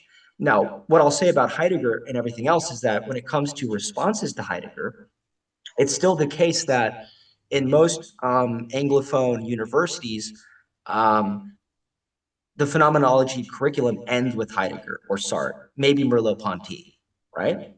And that's a shame because the best phenomenologists alive today are in France and they're Christian. But you won't know this in a typical phenomenology class because you'll get Husserl, Heidegger, Sartre, Merleau-Ponty. But right now, all the phenomenologists that I would recommend to your listeners who are interested in phenomenology, once they've dabbled in the main classical phenomenological figures from the first half of the 20th century, Husserl, Heidegger, Sartre, Merleau-Ponty, then you can read all the Christian phenomenologists in France who are responding to Sartre and Heidegger, Yeah. who usually aren't assigned. And just very briefly, I'll mention them. Yeah. There's Jean-Luc Marion. Yes. There's Jean-Louis Chrétien, who died in 2019. There's Geneviève Lacoste, who's still alive. there would be Emmanuel Falk. Those are the four really famous French Christian phenomenologists who have been translated extensively into English. And then there's also a number of really great French Christian phenomenologists who still haven't been translated that are out there as well. So this is the point. When it comes to the history of philosophy, one of the good things that even the atheist phenomenologists did in the 20th century is that by showing why naturalism and materialism and some of these other doctrines that took such a stranglehold over analytic philosophy did are false, it opened the door for Christian philosophers to come in within the tradition of phenomenology now do this really great work that unfortunately still hasn't really trickled out into the mainstream. So that would be, I think, really the salient point here when assessing Heidegger's legacy is that it didn't end with Heidegger, and there's a lot of great phenomenology, Christian phenomenology that's being done in France. And again, it gives you a different way of assessing the history of philosophy, so that you don't get stuck with Descartes, you don't get stuck with Kant, you don't get stuck with Hume, right? You Yeah. see the problems with their way of doing philosophy. You can move beyond it, and then contrary to the analytic philosophers, there are a lot of analytic philosophers who think that Heidegger's pure nonsense, that he's not worth reading, that he's not really doing philosophy. And despite my criticisms of Heidegger, they're just wrong about that. And I would just say that in particular fields of analytic philosophy, especially like, for example, the philosophy of mind, but other fields as well, like action theory and whatever, a lot of the problems that the analytic philosophers have been working on for so long, they can't make progress because they're still wedded to the ways of thinking that Heidegger identified and rejected a long time ago. So it's very interesting that sociologically, the major universities that are steeped in analytic philosophy will reject Heidegger and say he's useless. But if you've read Heidegger and you know phenomenology and you're familiar with that literature as well, you can identify why the debates they're having are a waste of time and don't really work. Yeah. And I mean, they created the whole mind body problem. Like, you know what I mean? Like, they can't solve it because they're still stuck in, which is something kind of interesting that when I was working with John Searle, that at least Yeah, yeah, he was able to identify is that it was a kind of a breakthrough for me. I mean, obviously he's wrong too about, but again, he had a critique that says, look, um, the materialist is in the same problem as the substance dualist, the Cartesian, and just because he's like the Protestant to the Roman Catholic, right? It's like, yeah, but there's a previous error. The material still holds to this kind of a conceptual kind of dualism. So it's like, okay, so you're not a substance dualist. You're just like, well, I just reject that there's immaterial substance. But it's like, yeah, but what led to that whole problem, both of you people,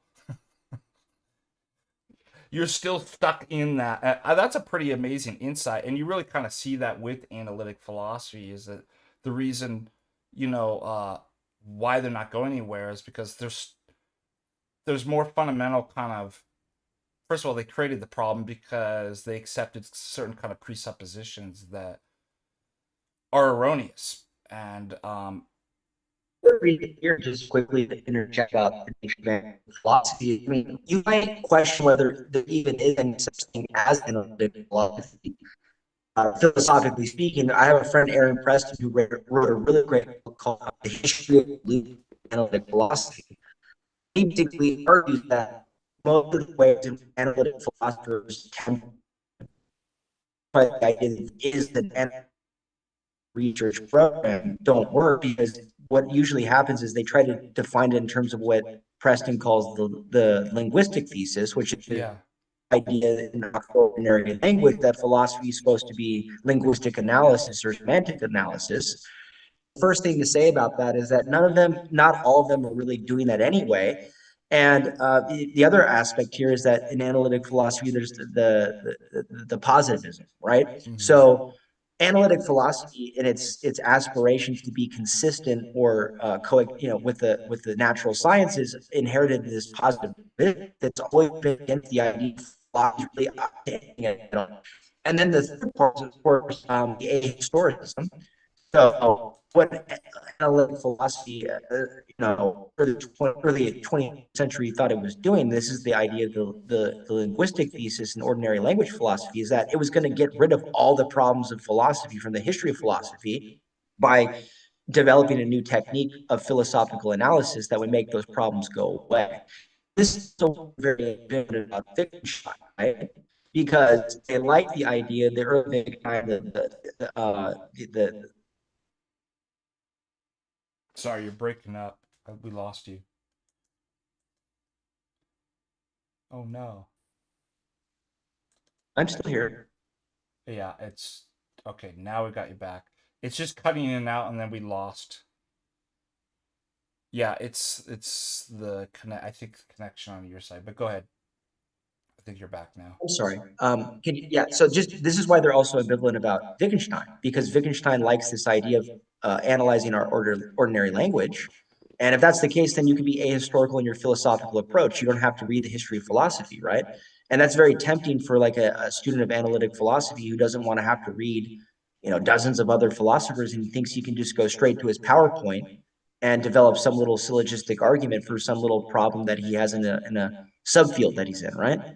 But that's the thing about phenomenology, is that it's kind of paradoxical, because even in Husserl and Heidegger, you see this idea that we're trying to get back to the things themselves. So we're trying to get rid of theory, and we're trying to get rid of ideology, and we're trying to clear away all the mistakes of the history of philosophy. But at the same time, there's also an acknowledgement that to do that, you don't want to repeat the mistakes of the past. So you have to be familiar with the history of philosophy. Yeah. And I think that's what makes phenomenology unique in its philosophical approach as a movement, is that it doesn't abandon the history of philosophy, but it also doesn't give the history of philosophy the final word. It's open to innovation and the idea that there could be ways of better asking a philosophical question than it has been asked before. All right. Let's see if we have.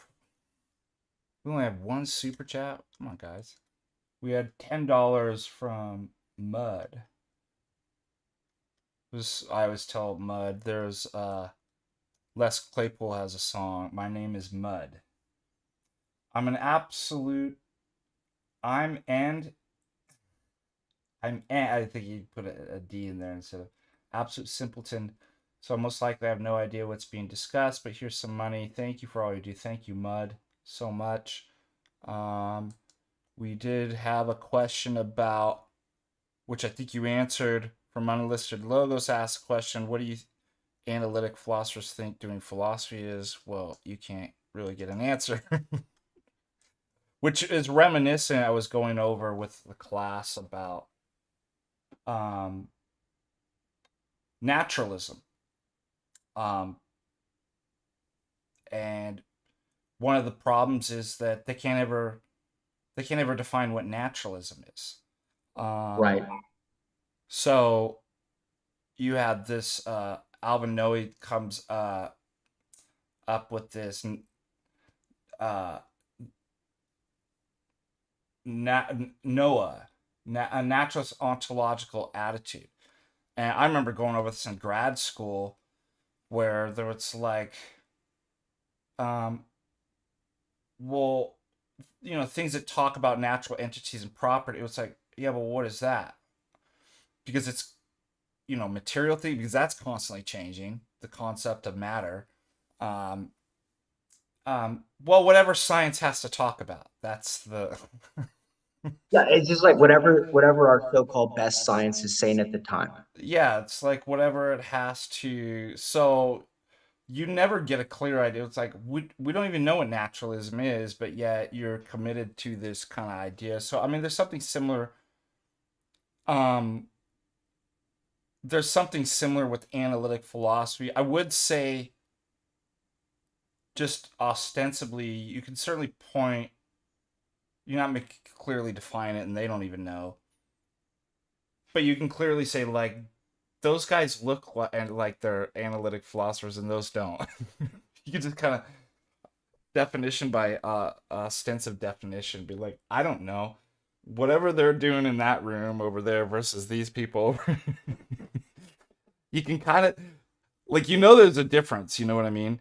But it's not, yeah, it's not clear exactly. Like you said, it's constantly changing. And let's see. So analytic philosophy attempts to do philosophy as it's removed from history. Well, you talked a little bit about that. One of the markers is the abolition of metaphysics, right? That so you get this kind of turn um towards well, what's left? I guess language and logic and things like this. And um, I think you No, already brought I should this. Yeah, I should qualify my statement because someone's going to say that's not true. Like analytic philosophers aren't, committed to ahistoricism. yeah, So, that's yeah, yes, there are analytic philosophers who, for example, will do exegetical figures from the history of philosophy. And there are analytic philosophers who will try to get at a particular philosophical problem by placing it in its historical context. But one thing to emphasize is that this is a relatively recent development in so-called analytic philosophy over like the last 30 or 40 years, precisely because they all figured out that the rank ahistoricism that analytic philosophy was originally defined in terms of at Cambridge and Oxford in the early 20th century really was as a matter of scientificity. In other words, in terms of its commitment to the idea that philosophy was supposed to be a science, shouldn't have to concern itself with history, right? So, if you want to be a great physicist or chemist, practically speaking, you don't have to sit around and spend years delving into the history of chemistry and physics, precisely because the idea is that new theories replace the old ones and yeah. we're getting closer to the truth. So you're trying to get a result or make a discovery. So if you have a kind of problem oriented notion of philosophy as making progress, then the ahistoricism just kind of follows with it because the idea is that given what philosophy is trying to do, you're not going to be looking to the past because those are just going to be mistakes. You need to just start with where we are, right? So there is this kind of ahistoricism that's at play at the beginning of the analytic tradition because of its conception of science being Yeah. like, philosophy being like science, right? And by the way, this But is and then yeah. Go ahead. finally, when it comes to metaphysics, you're right. There has been this abolition of metaphysics in analytic philosophy for a time.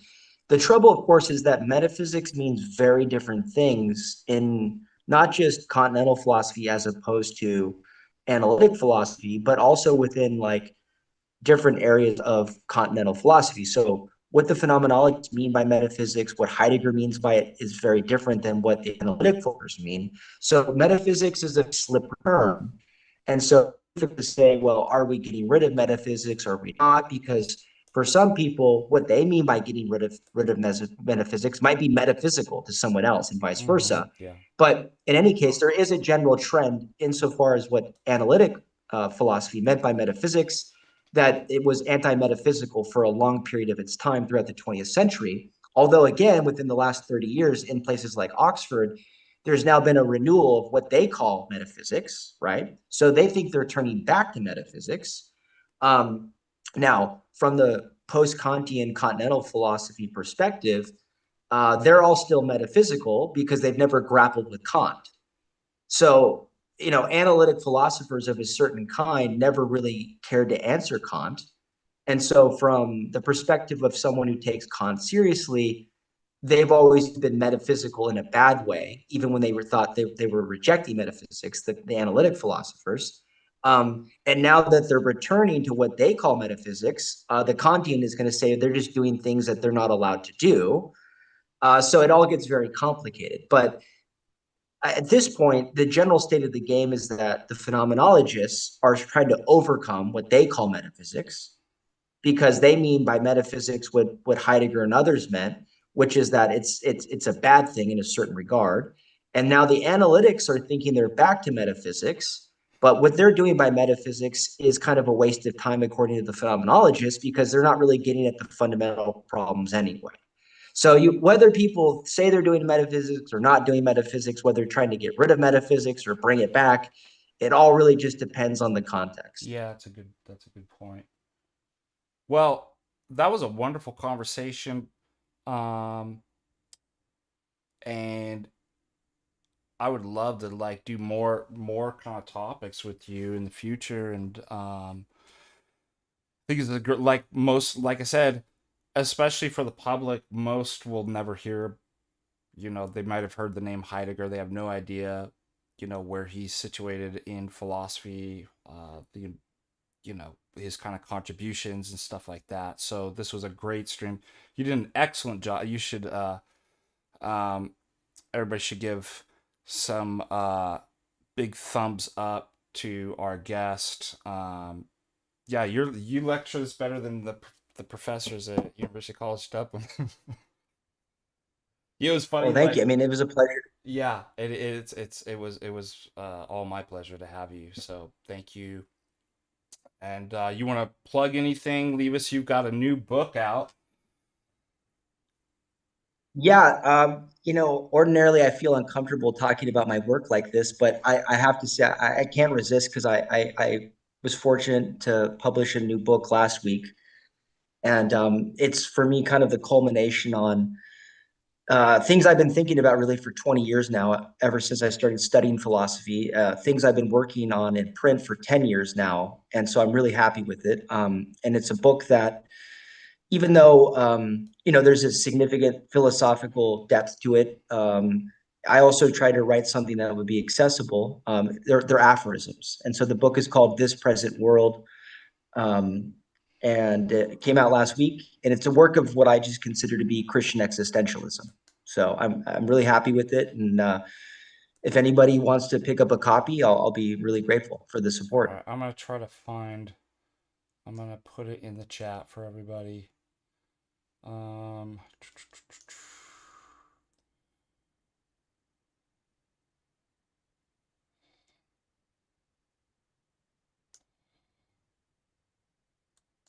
this present world.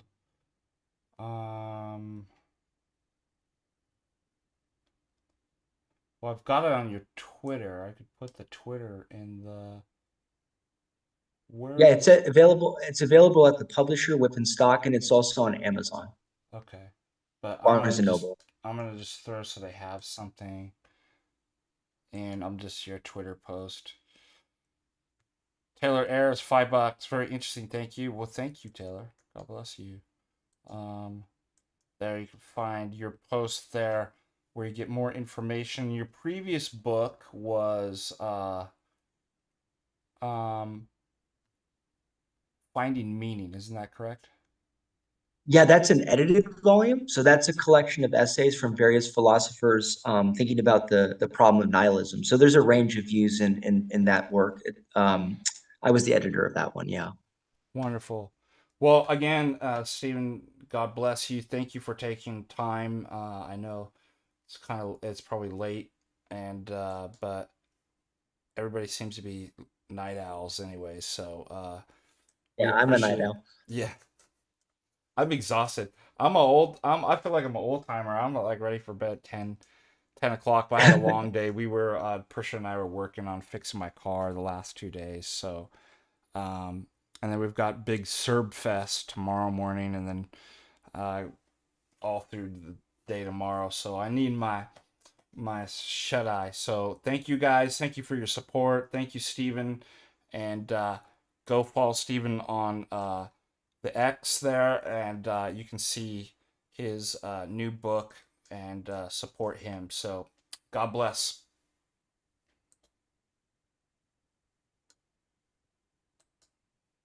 All right. Yeah, I'm Great, ex- man. Thank you that so was much. that